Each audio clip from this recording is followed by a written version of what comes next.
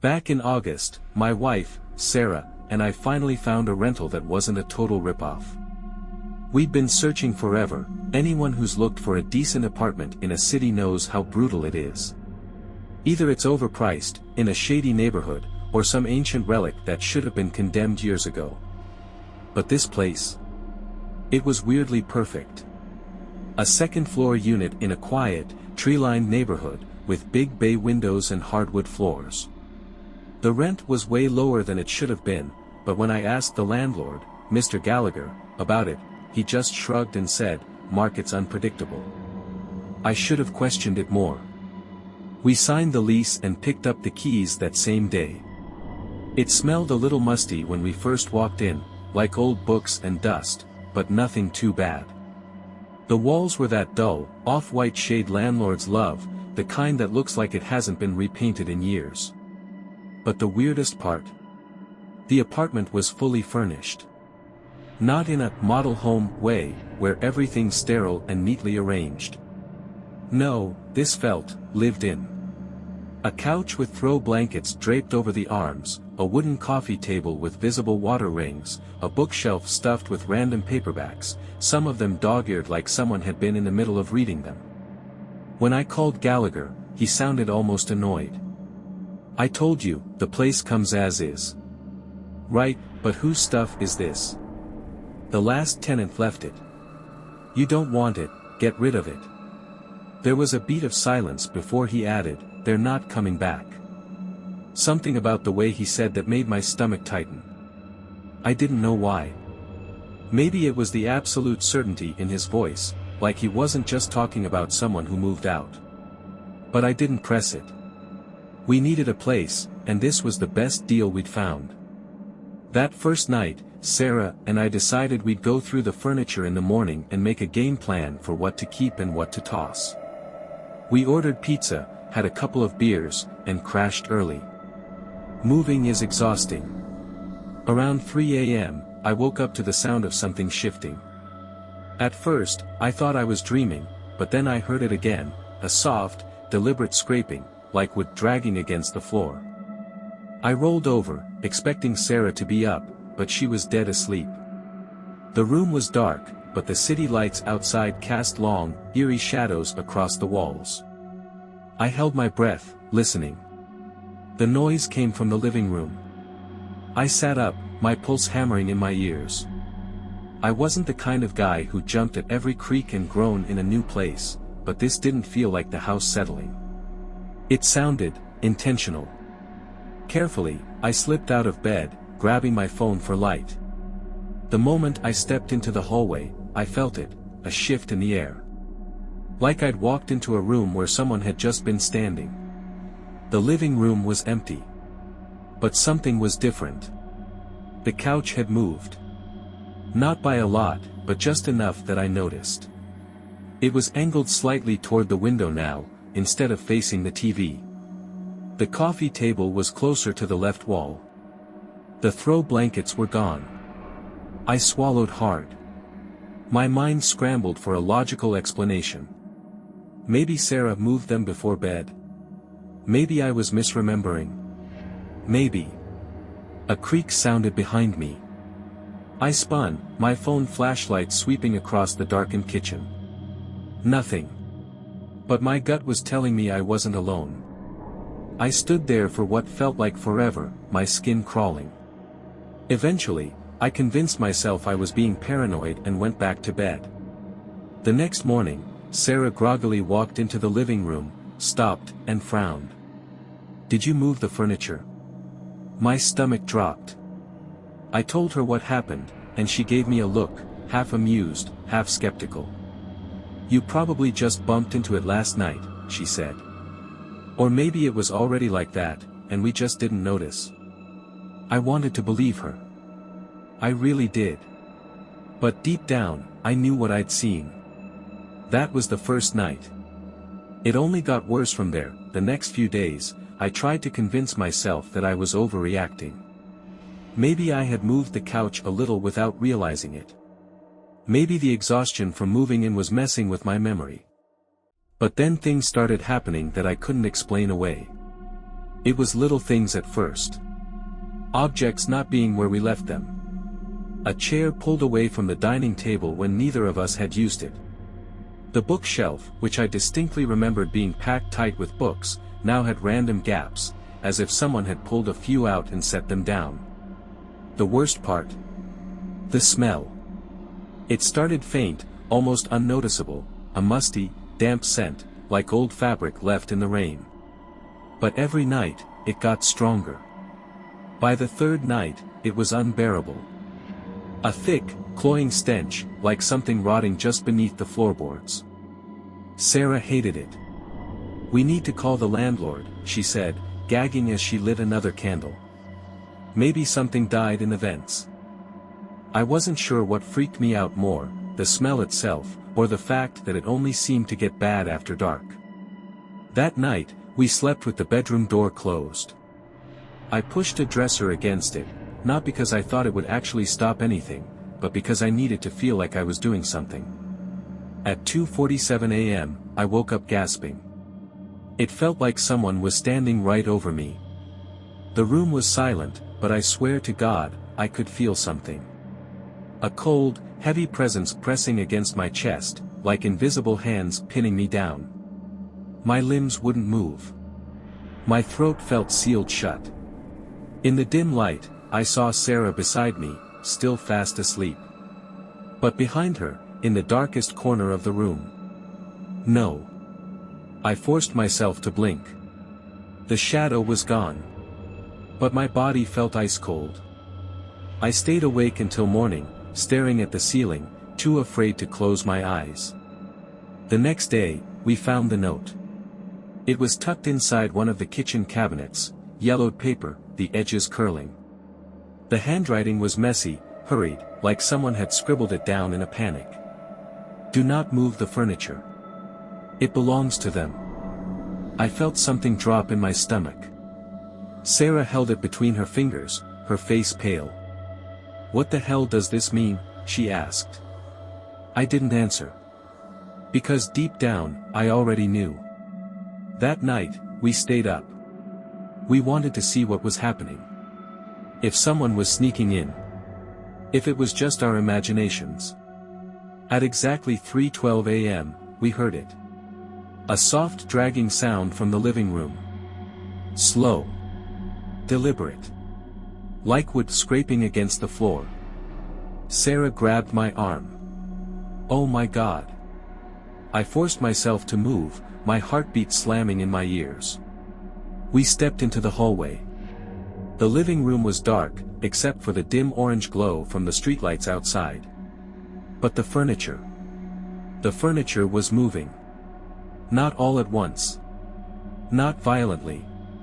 It was subtle, slow, like something unseen was gently nudging it back into place. The couch inched toward the window. The coffee table slid against the floor. The bookshelf shifted an inch to the right. Sarah clamped a hand over her mouth. No. No, no, no. I turned on the light. Everything stopped. But the worst part? There were footprints. Dusty, bare footprints, trailing from the couch to the center of the room. They weren't ours that I wanted to leave. Right then and there. Grab Sarah, grab our keys, and just go. But where? It was the middle of the night, and I knew how this would sound if we told anyone. Hey, so our furniture is moving on its own, and some invisible thing left footprints in the dust. Mind if we crash on your couch? No one would believe us. I wouldn't believe us. Sarah was shaking. This isn't normal, Mike. I swallowed hard. Yeah. No shit. We spent the rest of the night huddled in the bedroom with the lights on. Every so often, I swore I could hear something moving outside the door. A shuffle. A creak. That slow, dragging sound. By morning, I had convinced myself it hadn't been as bad as I remembered. The brain does that. It rewrites things to make them easier to live with. But then I stepped into the living room. Everything was exactly where it had been when we first moved in. the couch. Back against the far wall. The bookshelf. Perfectly aligned. Even the blankets, folded neatly over the armrest, like they had never been moved. Sarah came in behind me, then let out a strangled gasp. The footprints were gone. Not smudged. Not wiped away. Just, gone. Like they had never existed. I spun around and grabbed my phone. "We're calling Gallagher." The landlord sounded irritated when he answered. "This better be important." I didn't even care. "Did the last tenant die here?" Silence. "Gallagher." A long sigh crackled through the receiver. "No." Something about the way he said it made my skin crawl. He wasn't lying. But he wasn't telling the truth, either. "Then who left that note in the cabinet?" I demanded. "Who wrote it?" He exhaled sharply. "Listen, you wanted a cheap place. I gave you a cheap place. If you have a problem with the furniture, get rid of it. But I don't want to hear another word about it." And then he hung up. I stared at the phone, heart hammering. He knew. He fucking knew. That afternoon, Sarah and I tore the place apart. If Gallagher wasn't going to tell us what was going on, we were going to find out ourselves. We started checking the furniture, flipping cushions, pulling out drawers. Most of it was just normal old crap, spare change, bobby pins, a single yellowing receipt from 2017. But then we got to the bedroom closet. At first glance, it was just a closet. A little deeper than normal, with a few old wire hangers still hooked onto the rod. But the smell hit us the second we opened it. That rotting, mildewy scent. The kind that made my throat tighten like I was about to gag. Sarah pulled her sweater up over her nose. "God, it's coming from the walls." I ran my fingers along the back paneling. It felt uneven. And then, I found it. A small gap between the wooden boards. Just wide enough to wedge my fingers into. I took a breath and pulled. The board popped loose. And behind it. A space. A dark, narrow crawlspace that stretched deep into the wall. The smell hit me full force, and I stumbled back, covering my mouth. Sarah made a strangled noise. Inside the crawlspace, wedged between the wooden beams, was a mattress. Old. Stained. Used. There were clothes, too. A pair of jeans, a hoodie, and, Jesus Christ, a single, dusty shoe. I turned my phone flashlight toward the back of the space, and that's when I saw it. A pillow. A blanket. A crumpled plastic water bottle. Someone had been living here. Recently. We didn't sleep that night. Every noise, the wind against the window, the creak of the old pipes, made my skin crawl. But the worst part? Right before dawn, when the apartment was at its quietest, we heard it. A slow, deliberate knock. Not on the front door. Not on the walls. But from inside the closet, that knock, Jesus Christ, I felt it in my bones. It wasn't frantic or aggressive. It was slow. Rhythmic. 3 soft taps, followed by silence. Like someone, or something, was waiting for a response. Sarah grabbed my arm so hard it hurt. Her breathing was fast, shallow. "Mike," she whispered. I couldn't move. I couldn't even think. My body locked up, every nerve screaming at me to run, but my legs weren't listening. Then it happened again. Tap. Tap. Tap. My throat was so dry I thought I'd choke. I turned toward the closet, my heart pounding so violently I could hear it in my ears. The door was still open, the crawlspace a gaping black void beyond the broken panel. Nothing moved. But the air inside the room felt wrong, thick, heavy, pressing against my skin like something unseen was lurking just inches away. And then Sarah made the worst mistake imaginable. She whispered, "Who's there?" At first, nothing happened. Just dead, suffocating silence. But then, a breath. Low, wheezing, drawn out. Too close. Too real. I grabbed Sarah's hand and yanked her out of the room. We ran, no hesitation, no second thoughts, straight for the front door.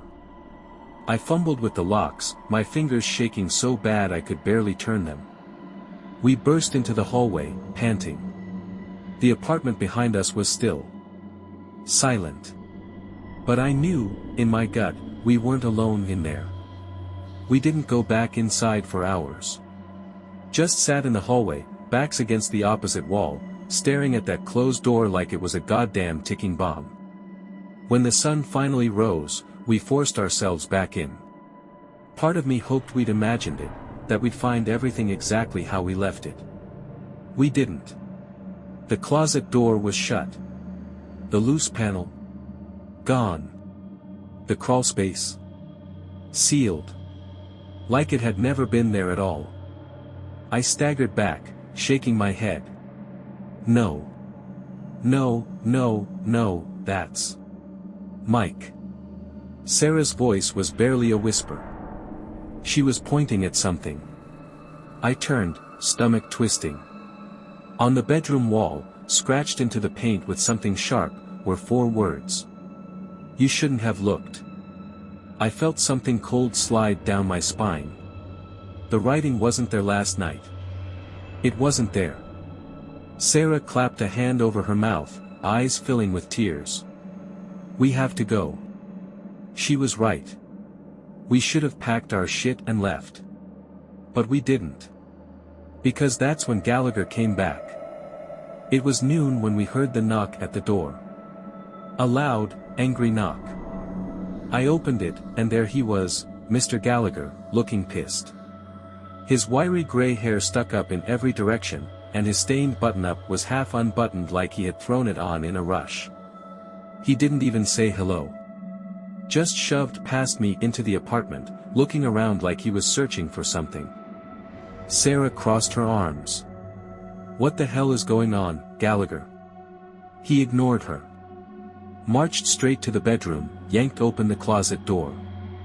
Stared at the blank wall inside like he expected to see something different. I didn't care if he was our landlord. I was done playing along. What was in there? I snapped.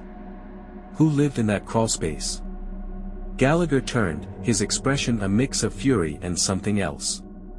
Something like fear. "Nobody." I barked out a laugh. "Bullshit. We saw the mattress. The clothes. We heard." Gallagher's face twisted. "It doesn't matter." Sarah let out a shaky breath. "Did someone die here?" His jaw tightened. "No." "Then why the hell is this happening?" I demanded. He looked at me then. Really looked at me. His eyes were bloodshot, sunken deep into his wrinkled face. And when he spoke, his voice was lower. "Tired. The last tenant," he muttered. "They never left." A chill rushed through me. "What?" "Don't touch the furniture," Gallagher interrupted. His hands clenched at his sides. "Don't move anything. You understand me? If you don't mess with it, it won't mess with you." I stared at him, trying to process what I was hearing. "That's it? That's your great advice?" Gallagher turned to leave, pausing only once at the door. "Don't open anything," he said quietly. "Not the closet. Not the walls. And for God's sake, don't go looking for them." Then he was gone. Sarah and I stood there, stunned. We should have left that day. We should have. But we didn't. And that night, we should have left. We should have. But something about the way Gallagher spoke, the fear in his voice, made it feel like leaving wouldn't even help. Like whatever was in that apartment wasn't just inside it. Like it was watching us. Waiting. That night, we didn't sleep. We sat in the living room, backs pressed against the wall, the bedroom door firmly shut. Every light in the apartment was on. The air felt thick. Stale. The silence stretched so long it became unbearable. Then, around 2 a.m., Sarah whispered, "Did you hear that?" I turned to her, my skin prickling. "Hear what?" She didn't answer. Just slowly turned her head toward the hallway. I listened. And then, I heard it. A whisper. Faint. Breathy. Like someone speaking just below the range of understanding. It came from the bedroom.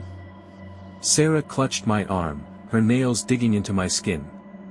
I felt her body tense against mine. "Mike, it's coming from the closet." The closet. The one Gallagher warned us about. The one that had somehow sealed itself shut after we found the crawlspace. I tried to breathe evenly. Stay rational. Maybe it was just the pipes. Maybe the air conditioning was making the old wood shift. Maybe. Tap. Tap. Tap. Sarah let out a strangled sob. We weren't imagining it. The knocks were inside the closet again. Slow. Patient. And then. The whispering got louder. Not just one voice. Two.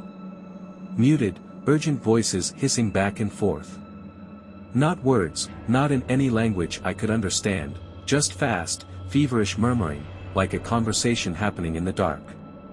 And then something moved. A soft, dragging sound against the floor. A shuffle, like bare feet against the wood. I couldn't move. I couldn't even breathe. Sarah squeezed my hand so tight I thought my fingers would break. Then. The bedroom door creaked open. Not fast. Not like something had kicked it in. Just a slow, aching groan as it swung open on its own. I felt something cold slide down my spine. The air shifted, just slightly, like something had stepped into the hall. Sarah's breath hitched. I could feel her shaking. Then, a shadow moved. Not ours. Something else. Right there. In the doorway. We didn't wait. I grabbed Sarah, yanked her toward the door, and threw it open so hard it slammed against the wall. We didn't stop running. Down the stairs, past the lobby, out into the street. We got into the car, slammed the doors shut, locked them. Sat there panting, gasping for air, staring at our apartment window like we expected to see something looking back at us. Nothing moved. The lights were still on. The curtains undisturbed. But I swear to God, in that moment, I felt it. Like something was standing just behind the glass. Watching. Waiting. We spent the night at a shitty motel a few blocks away. Neither of us slept. We just lay there, staring at the ceiling, the hum of the old heater the only sound in the room. At some point, Sarah whispered, "Mike. What if they followed us?" I didn't have an answer. Because deep down, I was wondering the same thing. Morning didn't make anything better. Sarah and I sat in the motel parking lot, staring at our apartment building from the car. The place looked so normal in the daylight. The windows caught the sun, the door swayed slightly in the morning breeze. It was almost enough to convince me that last night hadn't happened. Almost. Sarah turned to me, dark circles under her eyes. "We're not going back, Mike." I gripped the steering wheel. "We need our stuff." Her voice wavered. "I don't care. I don't want to go back in there." I didn't, either. But everything we owned was inside. Our IDs. Our money. Our clothes. I wasn't ready to let something drive us out like we were trespassers in our own damn home. I exhaled through my nose. We go in. We pack. We leave. 15 minutes, max. Sarah hesitated. Then, slowly, she nodded. We stepped inside around noon. Everything was exactly how we left it. The front door still open. The lights still on. The air inside stale, suffocatingly still. I swallowed hard. You pack the bedroom. I'll get the kitchen. We moved fast. Threw clothes into bags, yanked open drawers, stuffed whatever we could grab into suitcases. Every second in that place felt wrong, like we were being watched, like something was just out of sight, waiting. Then Sarah screamed. I dropped everything and sprinted to the bedroom. She was standing in front of the closet, her face drained of color, one shaking hand pointing at the door. The closet door. It was open. Not just open. Wide open. And the crawl space? Unsealed. The wooden panel we had found? Gone. The mattress? The clothes? The shoe? All still there. But that wasn't what made Sarah scream. It was the smell. Thick. Wet. Rotting.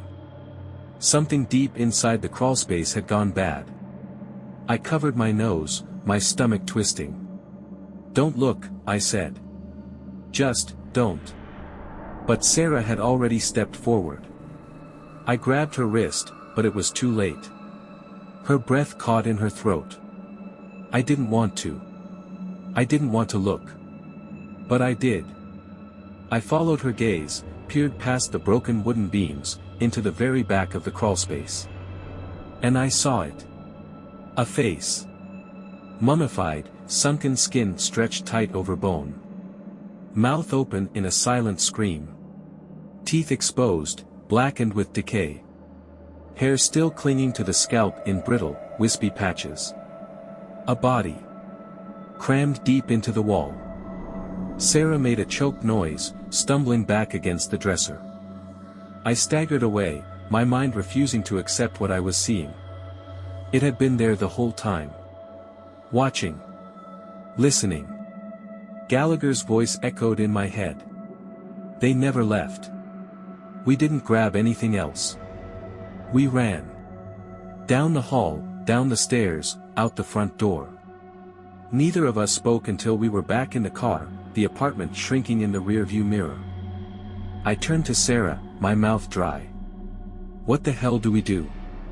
Her hands were shaking so bad she could barely buckle her seatbelt. We call the cops. And we did. But that was just the beginning. The cops showed up fast. Too fast. Almost like they were expecting the call. Sarah and I stood on the sidewalk, arms wrapped around ourselves, while two officers, Miller and Davison, went inside. We gave them everything, the sounds, the whispers, the moving furniture. But we saved the most important detail for last. The body, Sarah said, her voice barely above a whisper. There's a body in the crawlspace. That got their attention. Another car pulled up. Then another. Within minutes, the whole building was swarming with cops. They asked us to stay put while they went inside. We waited. Watching. Then, after what felt like an eternity, Miller came back out. And I'll never forget what he said. There's nothing there. I stared at him. What? He shrugged. No body. No crawlspace, either. Just a normal closet. Sarah let out a choked laugh. That's impossible. We saw it. It was right there. Miller's expression didn't change. But something in his eyes. He knew. He knew. They made us go back inside. Said we had to show them. Sarah refused, so I did it alone. Walked past the cops, past Gallagher, who was standing in the lobby, silent, watching. And when I reached our bedroom, the closet was shut. I swallowed hard and grabbed the handle. Slowly, I pulled it open. Just like Miller said. No crawlspace. No mattress. No rotting body wedged into the wall. Just a closet. Normal. Empty. Like nothing had ever been there. But the smell was still in the air. Faint, but there. Rot. Miller clapped a hand on my shoulder. Maybe you kids just imagined it, he said. But his grip lingered just a second too long. Like he was trying to tell me something. We left that day. Didn't even bother packing. Just grabbed our wallets and walked out. Gallagher didn't try to stop us. Didn't say a word. But as we stepped outside, I turned back. And he was watching us from the doorway. Expression blank. Hands in his pockets. Like he'd seen this play out before. Like he'd see it again. It's been months now. Sarah and I moved across town. Found a new place. A normal place. We don't talk about the apartment anymore. We don't think about it. At least, we try not to. But sometimes, late at night, when everything is quiet, I still hear it. Soft. Slow. Tap. Tap. Tap. And I wonder. Did we leave it behind? Or did it follow us? The end.